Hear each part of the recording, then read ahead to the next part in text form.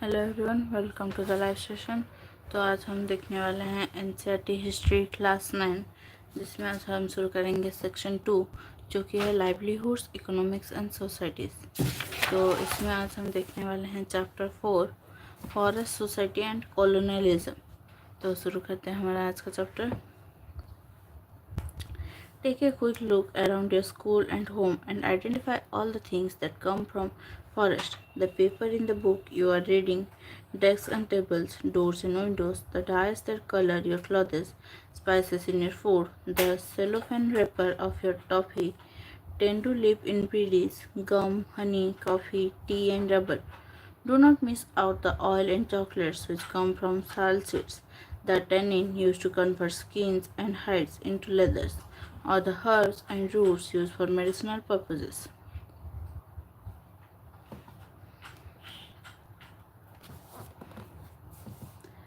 Forests also provide bamboo, wood for fuel, grass, charcoal, packaging, fruits, flowers, animals, birds, and many other things. In the Amazon forest or in the Western Ghats, it is possible to find as many as 500 different plant species in one forest patch.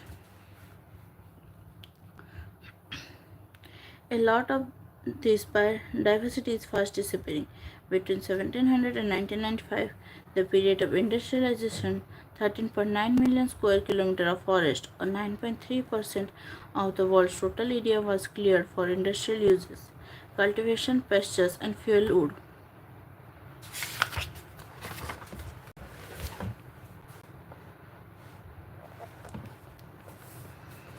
Why deforestation? The disappearance of forest is referred to as deforestation. Deforestation is not a recent problem. The process began many centuries ago, but under colonial rule it became more systematic and extensive. Let us look at some of the causes of deforestation in India. Land to be improved. In 1600, approximately one-sixth of India's land was under cultivation. Now that figure has gone up about half.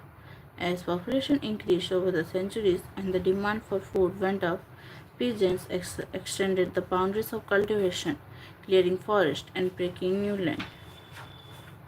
In the colonial period, cultivation expanded rapidly for a variety of reasons. First, the British directly encouraged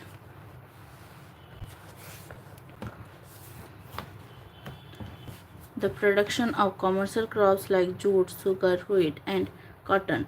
The demand for these crops increased in 19th century Europe, where food grains were needed to feed the growing urban population, and raw materials were required for industrial production. Second, in the early 19th century, the colonial state thought that forests were unproductive. They were considered to be wilderness that had to be brought under cultivation so that the land could yield agricultural products and revenue and enhance the income of the state. So, between 1880 and 1920, cultivated area rose by 6.7 million hectares. We always see the expansion of cultivation as a sign of progress. But we should not forget that for land to be brought under the plug, forests have to be cleared. The absence of cultivation in a place does not mean the land was uninhabited. In Australia, when the white settlers landed, they claimed that the continent was empty or terra nullius.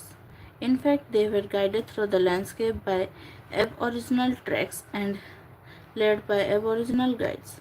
The different aboriginal communities in Australia had clearly demarcated territories. The Ngarrindjeri people of Australia plotted their land along the symbolic body of the first ancestor Gurundjeri. This land included 5 different environments: saltwater, riverine tracts, lakes, bush and desert plains, which satisfied different socio-economic needs. The idea that uncultivated land had to be taken over and improved was popular with colonizers everywhere in the world. It was an argument that justified conquest. In 1896, the American writer Richard Harding wrote on the Honduras in Central America. There is no more interesting question of the present day than that of what is to be done with the world's land which is lying unimproved, whether it shall go to The great power that is willing to turn it to account or remain with its original owner who fails to understand its values. The Central Americans are like a gang of semi-barbarians in a beautifully furnished house, of which they can understand neither its possibility of comfort nor its use. 3 years later, the American-owned United Fruit Company was founded and grew bananas on an industrial scale in Central America. The company acquired such power over the governments of these countries that they came to be known as banana republics. Sleepers on the track. Sleepers, wooden planks laid across railway tracks, they hold the tracks in position.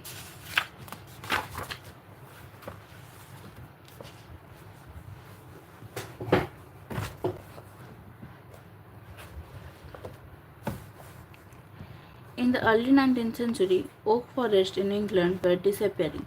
This created a problem of timber supply for the Royal Navy. How could English ships be built without a regular supply of strong and durable timber? How could imperial power be protected and maintained without ships? By the 1820s, search parties were sent to explore the forest resources of India. Within a decade, trees were being felled on a massive scale and vast quantities of timber were being exported from India. The spread of railways from the 1850s created a new demand. Railways were essential for colonial trade and for the movement of imperial troops. To run locomotives, wood was needed as fuel, and to lay railway lines, sleepers were essential to hold the tracks together. Each mile of railway track required between 1760 and 2000 sleepers.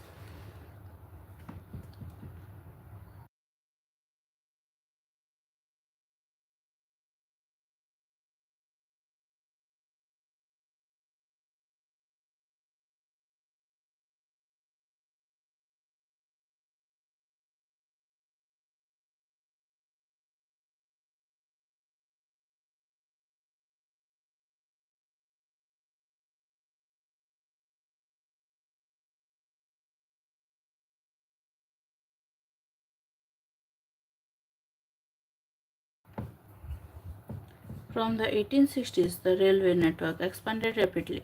By 1819, about 25,500 kilometers of track had been laid. In 1946, the length of the tracks had increased to over 765,000 kilometers. As the railway tracks spread through India, a larger and larger numbers of trees were felled. As early as the 1850s, in the Madras Presidency alone, 35,000 trees were being cut annually for sleepers. The government gave out contracts to individuals to supply the required quantities. These contractors began cutting trees indiscriminately. Forests around the railway tracks fast started disappearing.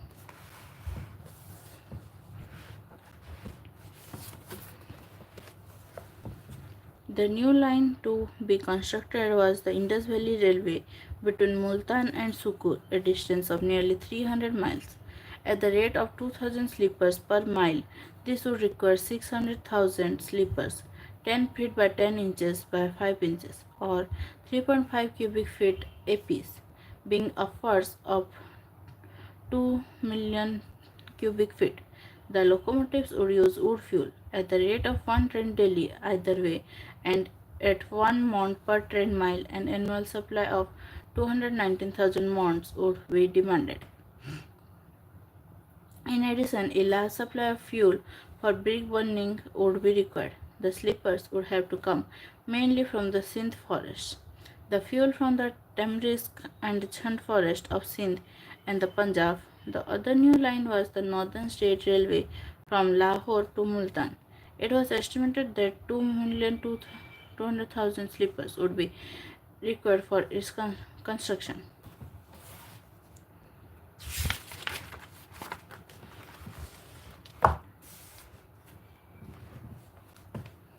Plantation.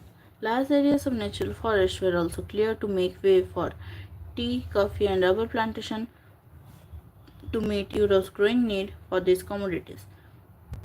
The colonial government took over the forest and gave vast areas to European planters at cheap rates. These areas were enclosed and cleared of forest and planted with tea or coffee. The rise of commercial forestry. In the previous section, we have seen that the British needed forest in order to build ships and railways. The British were worried that the use of forest by local people and the reckless felling of trees by traders would destroy forest. So they decided to invite a German expert, Dietrich Brandis, for advice and made him the first Inspector General of Forest in India. Brandis realized that a proper system had to be introduced to manage the forest and people had to be trained in the science of conservation. This system would need legal sanction. Rules about the use of forest resources had to be framed. Felling of trees and grazing had to be restricted so that forest could be preserved for timber production. Anybody who cut trees without following the system had to be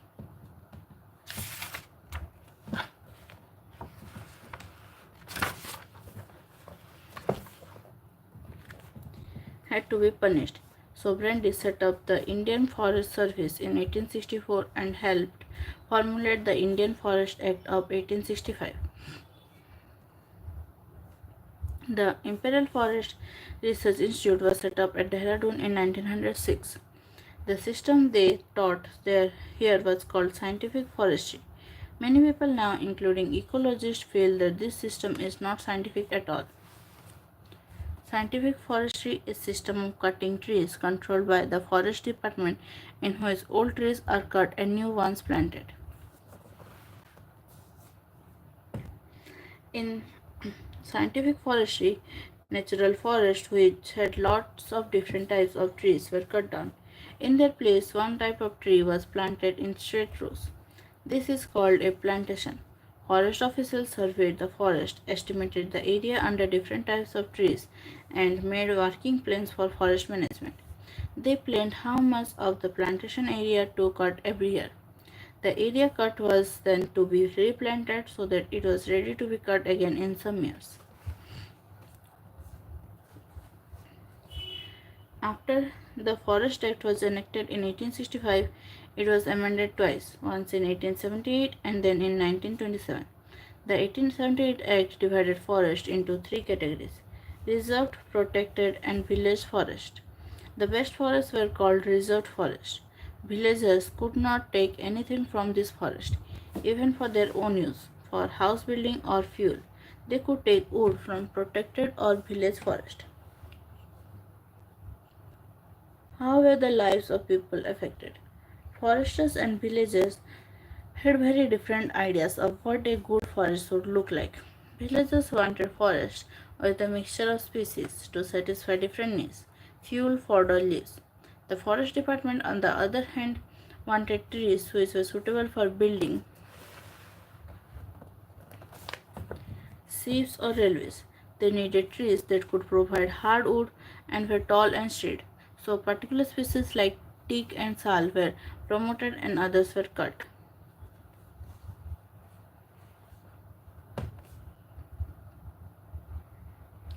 In forest area, people use forest products, roots, leaves, fruits, and tubers for many things. Fruits and tubers are nutritious to eat, especially during the monsoon before the harvest has come in. Herbs are used for medicine, wood for agricultural implements like yokes and plugs. Bamboo makes excellent fences and is also used to make baskets and umbrellas. A dried scooped out gourd can be used as a portable water bottle. Almost everything is available in the forest. Leaves can be stitched together to make disposable plates and cups.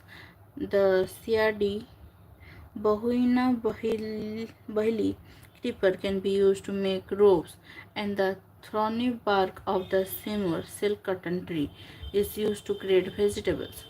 Oil for cooking and to light lamps can be pressed from the fruits of the mahua tree.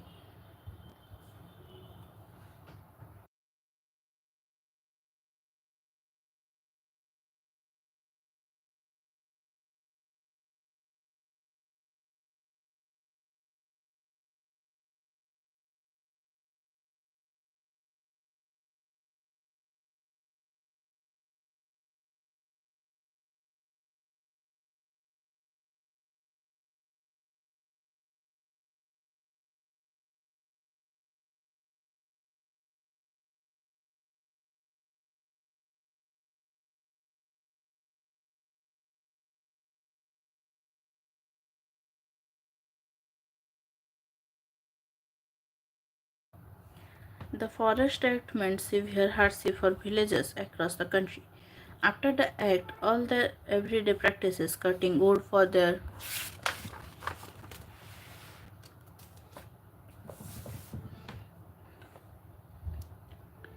houses, grazing their cattle, collecting fruits and roots, hunting and fishing became illegal. People were now forced to steal wood from the forest, and if they were caught, they were at the mercy of the forest guards who would take bribes from them. Women who collected fuel wood were especially worried. It was also common for police constables and forest guards to harass people by demanding free fruit from them.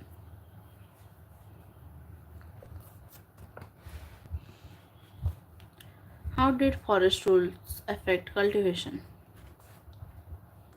One of the major impacts of European colonialism was on the practice of shifting cultivation or Sweden agriculture. This is a traditional agricultural practice in many parts of Asia, Africa, and South America.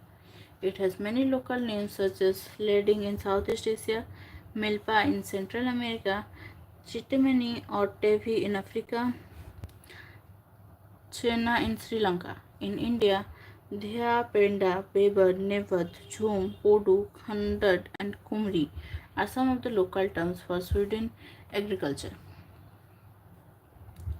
In shifting cultivation, parts of the forest are cut and burnt in rotation. Seeds are sown in the ashes after the first monsoon rains, and the crop is harvested by October November. Such plots are cultivated for a couple of years and then left fallow for 12 to 18 years for the forest to grow back. A mixture of crops is grown on these plots. In central India and Africa, it could be millets. In Brazil, manioc, and in other parts of Latin America, maize and beans. European foresters regarded this practice as harmful for the forest. They felt that land which was used for cultivation every few years could not grow trees for railway timber. When a forest was burned, there was the added danger of the flames spreading and burning valuable timber.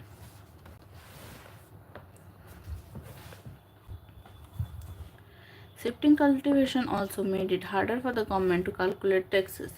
Therefore, the government decided to ban shifting cultivation. As a result, many communities were forcibly displaced from their homes in the forest. Some had to change occupations while some resisted through large and small rebellions.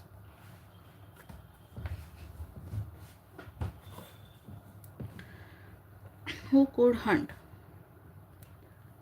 The new forest laws changed the lives of forest dwellers in yet another way. Before the forest laws, many people who lived in or near forests had survived by hunting deer, partridges, and a variety of small animals. This customary practice was prohibited by the forest laws. Those who were caught hunting were now punished for poaching.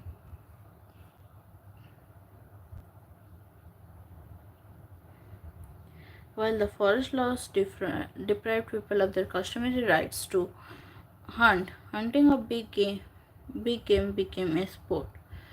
In India, hunting of tigers and other animals had been part of the culture of the court and nobility for centuries.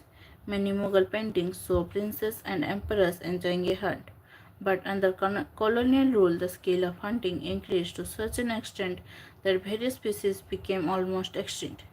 The British saw large animals as signs of wild, primitive, and savage society. They believed that by killing dangerous animals, the British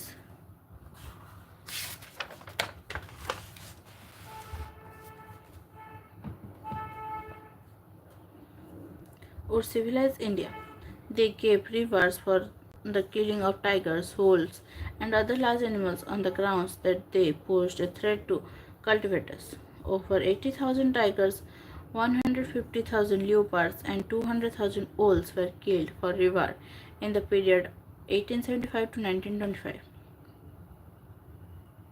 Gradually, the tiger came to be seen as a sporting trophy.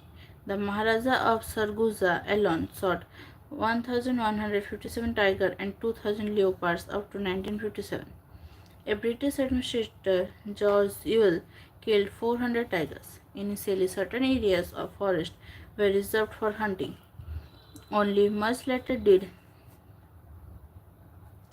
Environmentalists and conservators began to argue that all the species of animals needed to be protected and not killed.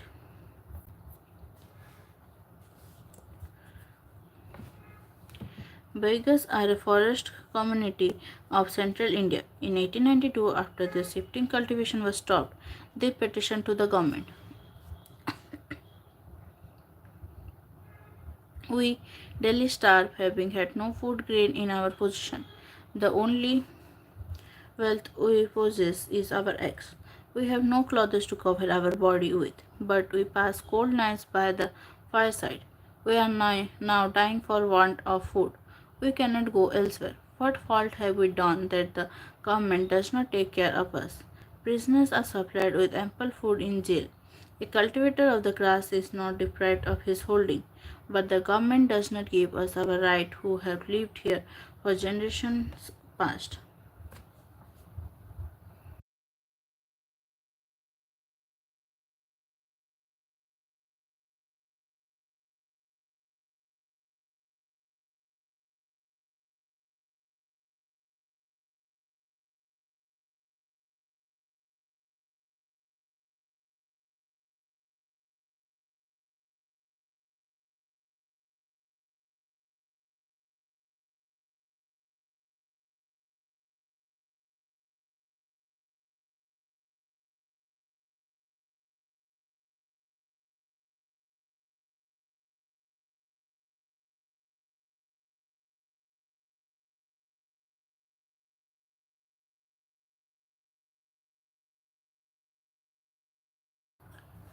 New trades, new employments, and new services. While people lost out in many ways after the forest department took control of the forest, some people benefited from the new opportunities that had opened up in trade. Many communities left their traditional occupations and started trading in forest products. This happened not only in India but across the world. For example, with the growing demand for rubber in the mid 19th century, the Munduruku people of the Brazilian Amazon, who lived in villages on high ground and cultivated manioc, began to collect latex from wild rubber trees for supplying to traders. Gradually, they descended to live in trading posts and became completely dependent on traders.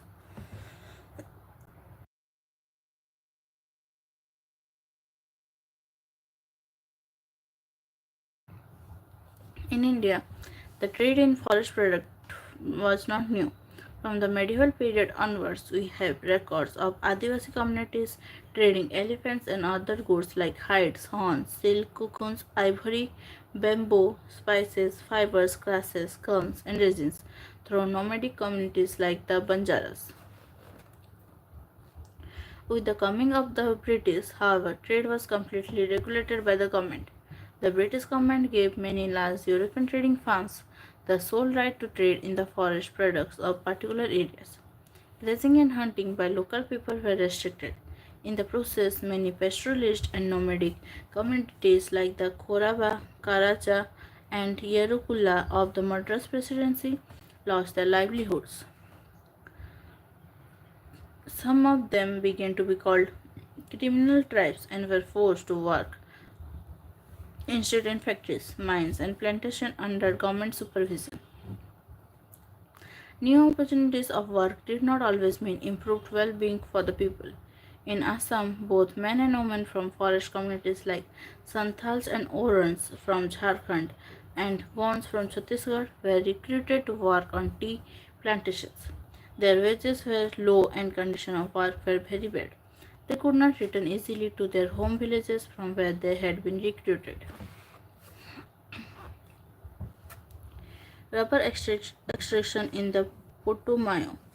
Everywhere in the world, conditions of the work in plantations were horrific. The extraction of rubber in the Putumayo region of the Amazon by the Peruvian Rubber Company with British and Peruvian interests was dependent on the forced labor of the local Indians called Hutotos.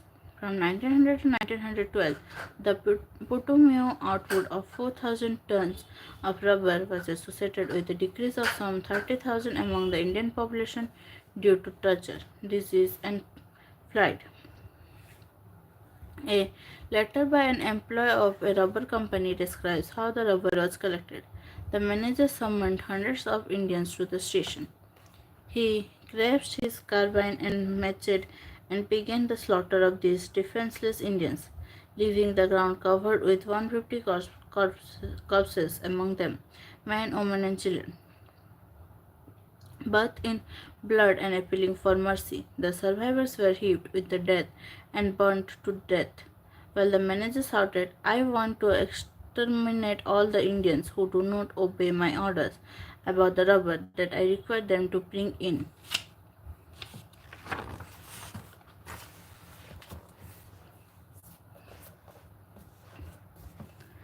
Rebellion in the forest. In many parts of India and across the world, forest communities rebelled against the changes that were being imposed on them. The leaders of these movements against the British, like Sidhu and Kanu in the Santhal Paranganas, Birsa Munda of Chota Nagpur, or Alluri Sitaram Raju of Andhra Pradesh, are still remembered today in songs and stories. We will now discuss in detail one such rebellion which took place in the kingdom of Bastar in 1910.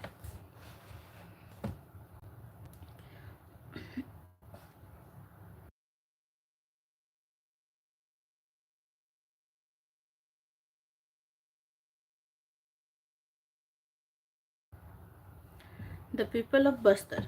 Bastar is located in the southernmost part of Chhattisgarh and borders Andhra Pradesh, Odisha, and Maharashtra. The central part of Bastar is on a plateau. To the north of this plateau is the Chhattisgarh plain, and to its south is the Godavari plain. The river Indravati winds across Bastar east to west.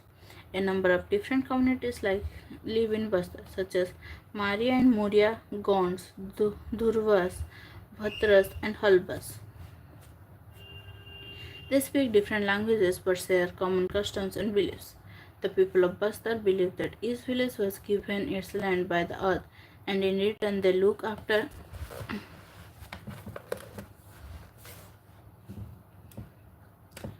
the earth by making some offerings at each agricultural festival.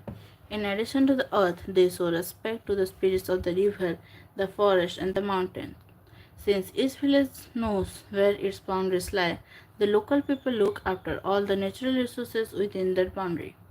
If people from a village want to take some wood from the forest of another village, they pay a small fee called Devsari Dand or Men in exchange.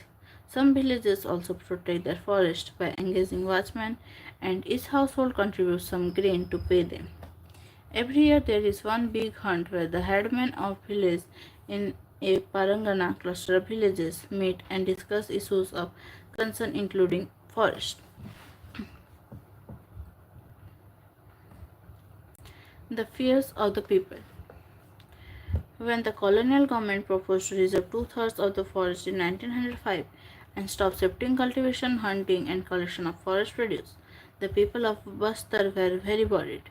Some villages were allowed to stay on in the reserved forest on the condition that they worked free for the forest department in cutting and transporting trees and protecting the forest from fires. Subsequently, they came to be known as forest villages. People of other villages were displaced without any notice or compensation. For long, villages had been suffering from increased land rents and frequent demands for free labor and goods by colonial officials. Then came the terrible famines in 1899 to 1900 and again in 1907 to 1908. Reservation proved to be the last straw. People began to gather and discuss these issues in their village councils, in bazaars, and at festivals or wherever the headmen and priests of several villages were assembled.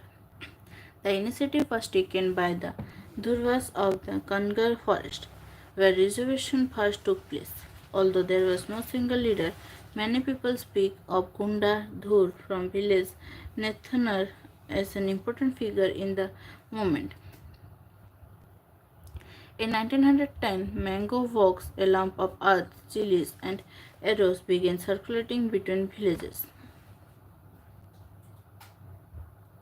These were actually messages inviting villagers to rebel against the British. Every village contributed something to the rebellion expenses. Bazaars were looted, the house of officials and traders, schools and police stations were burnt and robbed, and grain redistributed.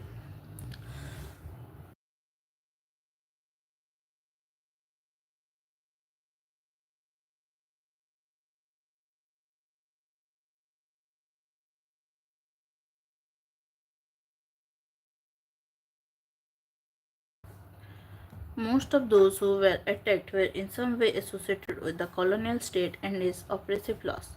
William Ward, a missionary who observed the events, wrote, "From all directions came streaming into Jagdalpur police, merchants, forest peons, schoolmasters, and immigrants. Pondia collected 400 men, sacrificed a number of goats, and started off to intercept the Diwan who was expected to return from the direction of Bijapur. This mob started on the 10th February, burned the Marenga school, the police post, lines and pound at Keslur, and the school at Tokapal, Rajur. Detached a contingent to burn Karanji school and captured a head constable and four constables of the state reserve police, who had been sent out to escort the Diwan and bring him in. The mob did not maltreat the guards seriously but eased them of their weapons and let them go. One party of rebels under Bhondia Majhi went up to the Koir river to block the passage there in case the Diwan left the main road. The rest went on Dilmili to stop the main road from Bijapur. Buddhu Majhi and Harchand Naik led the main body.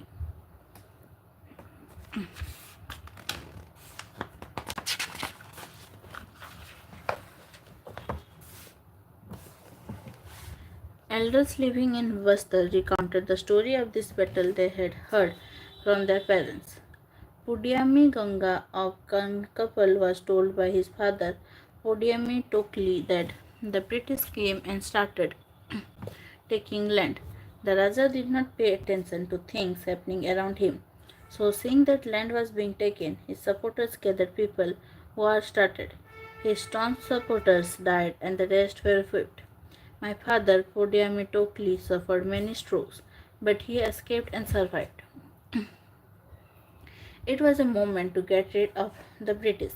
The British used to tie them to horses and pull them. From every village, two or three people went to Jagdalpur, Gargi Deva and Michkola of Chidpal, Dole and Adrabundi of Markamir, Markemiras, Vadapandu of Baleras, Unga of Palem, and many others. Similarly, Chindru, an elder from village Nandrasa, said, "On the people's side were the big elders, Mille Modal of Pellam, Soekal Dhurva of Nandrasa, and Pandwa Maji. People from every Parangana camped in Alnartarai. The Paltan force surrounded the people in a flash.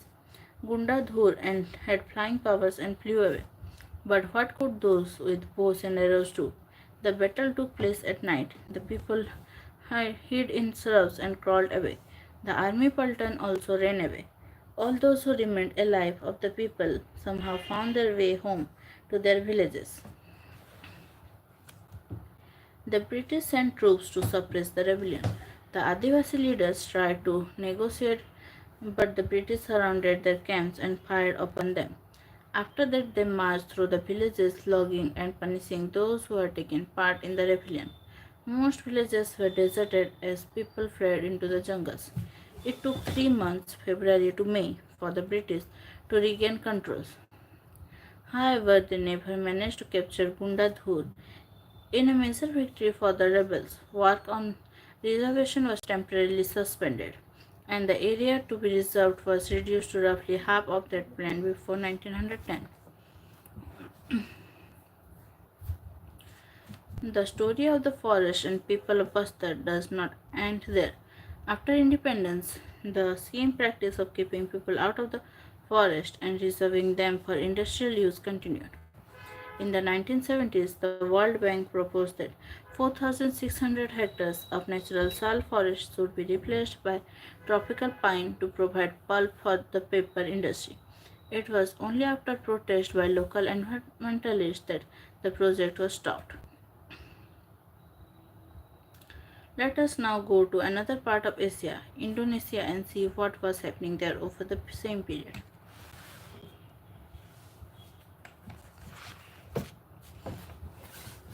Forest transformations in Java.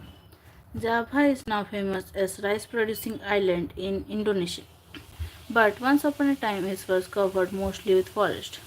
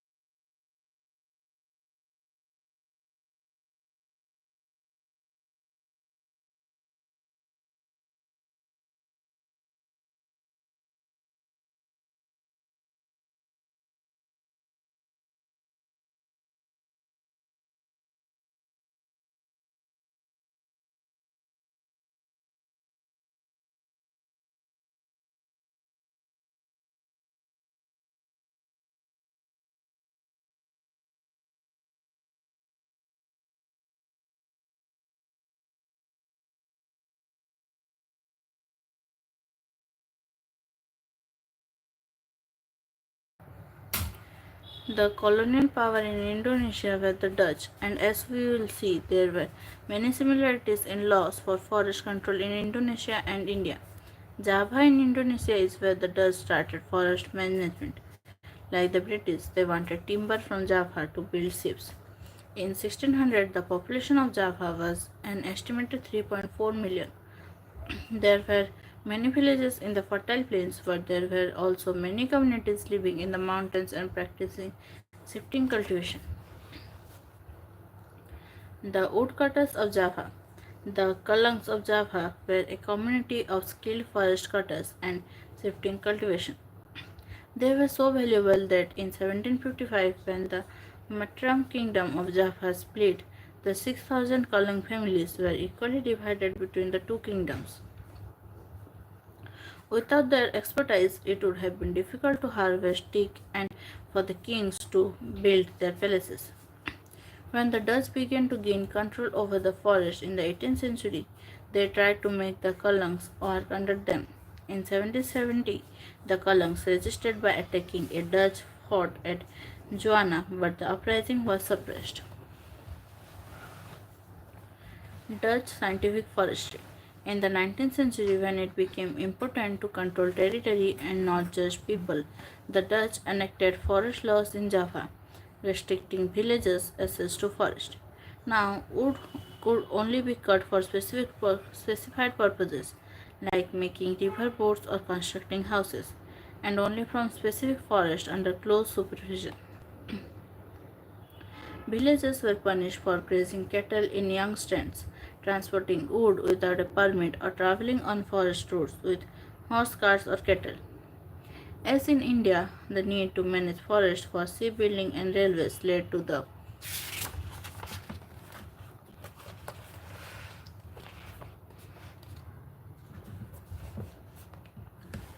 introduction of a forest service. In 1882, 280,000 slippers were exported from Java alone. However, all this required labor to cut the trees, transport the logs, and prepare the slippers. The Dutch first imposed rents on land being cultivated in the forest and then exempted some villages from these rents if they worked collectively to provide free labor and buffaloes for cutting and transporting timber.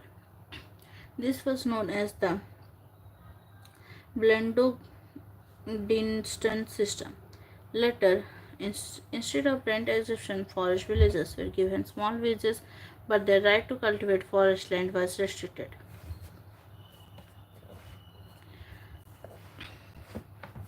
Summins challenge.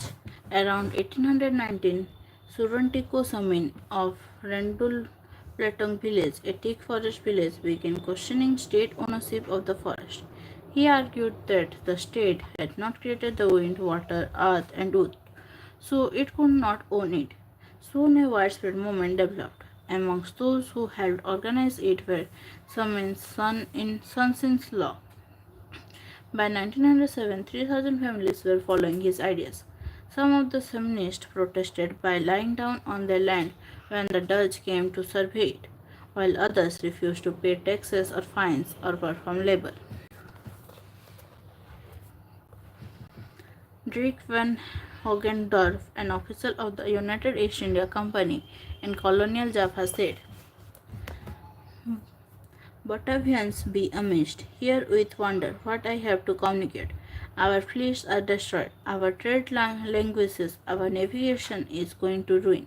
We purchase with immense treasures, timber, and other materials for shipbuilding from the northern powers, and on Java we live warlike and mercantile squadrons with their roots in the ground.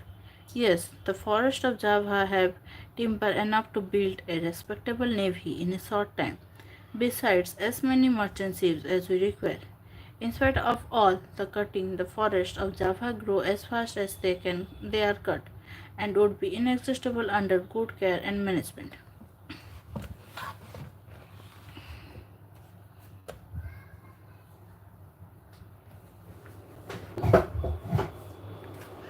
War and deforestation.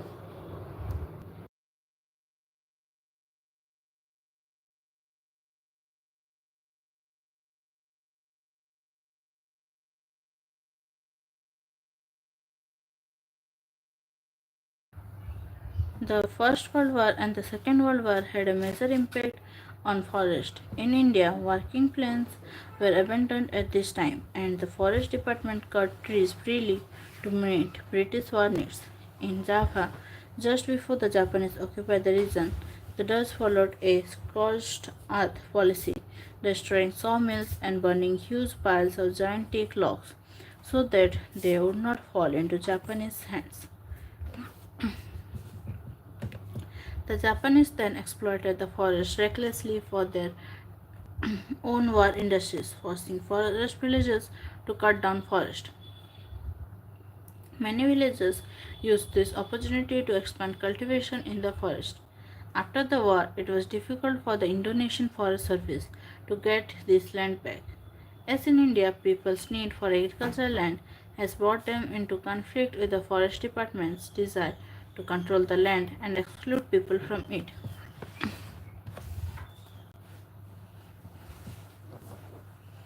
New developments in forestry.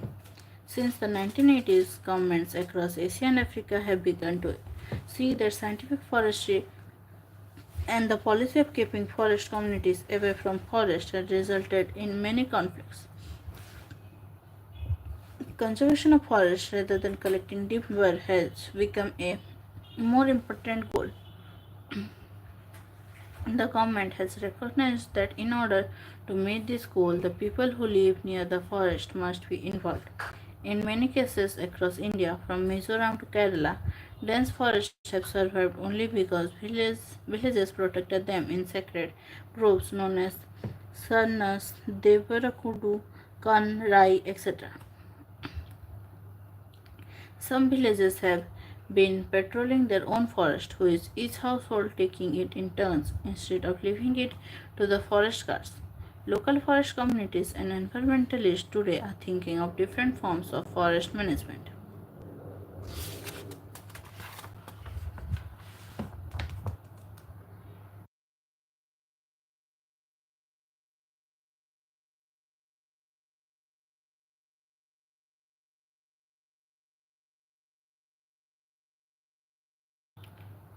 तो इसी के साथ हमारा आज का chapter ख़त्म होता है। अगर आप चैनल पर नए हैं तो चैनल को सब्सक्राइब कर दीजिए और नोटिफिकेशन आइकन पर क्लिक कर दीजिए। अगर आपको वीडियो अच्छा लगे तो लाइक कर दीजिए और अपने दोस्तों के साथ शेयर कर दीजिए।